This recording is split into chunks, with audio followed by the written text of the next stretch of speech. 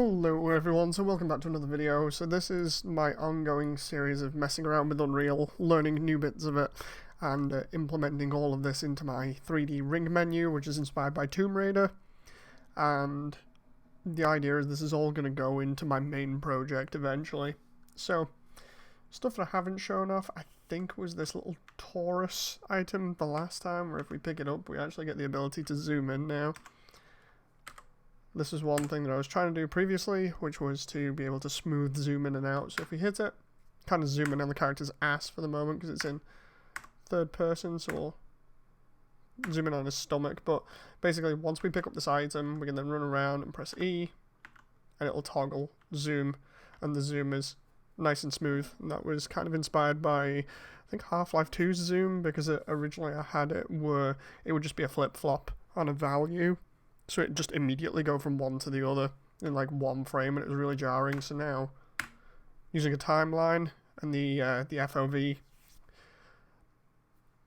the FOV part of the code for blueprints for changing that, I can now toggle the values and smoothly transition between them.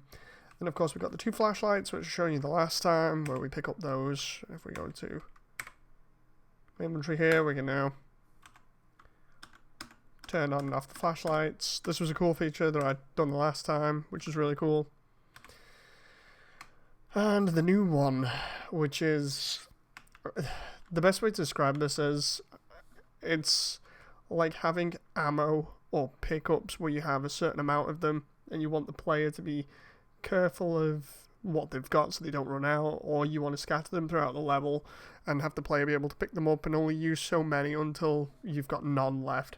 So the idea is, we got 4 pickups here, and as we run over them, they each print a number to the screen so we know how many we've got. The value goes up by 1 each time.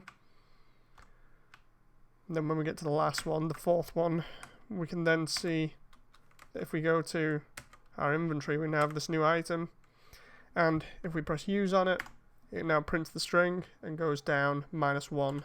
So we -1 all the way to 0, and then when we get to 0, it's classed as empty, and from that we shouldn't be able to do anything.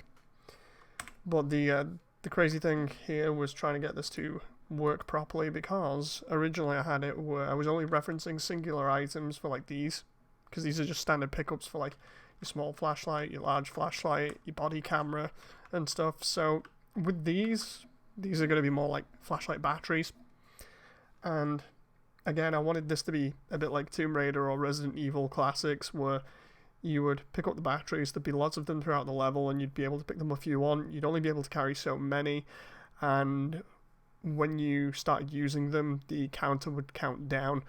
So, hopefully I can implement this onto my actual assets in my full game. I'd have to do like a test here with them just to check.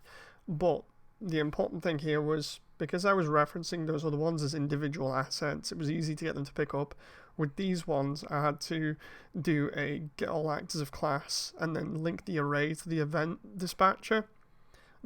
For anyone who doesn't know Unreal, that basically just means that it grabs every single instance of the object in a level and says, okay, when you touch any one of these, then the event that you've coded to happen happens. So what should happen now is, if I go to any one of these, it should just appear in the menu. So we go over here and click this one. Sure enough, it appears in the menu.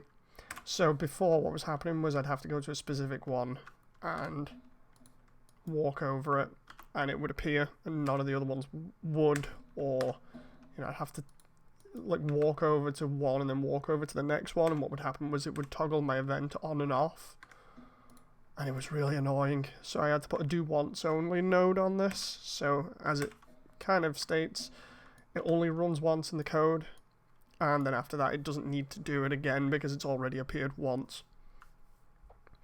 So yeah, the idea is that the 3D model for the flashlight battery, or the item that I'm displaying here, it appears in your inventory once you've picked up one, but when you run out of ammo, even though the model is there to represent it in your inventory, you don't have it anymore.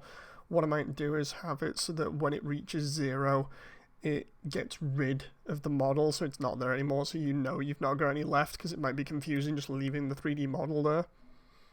Anyway, hope you guys have enjoyed. I've made a little bit of progress, and I'm having fun with this still. I really like learning new things about the engine. I like learning different things about the coding and trying to optimize it and stuff, because as I've said before, I'm not a coder, but just doing all of this and making progress is very fun for me, and it's a good learning experience. So yeah, I'll see you guys on the next one. Hope you've enjoyed. Bye!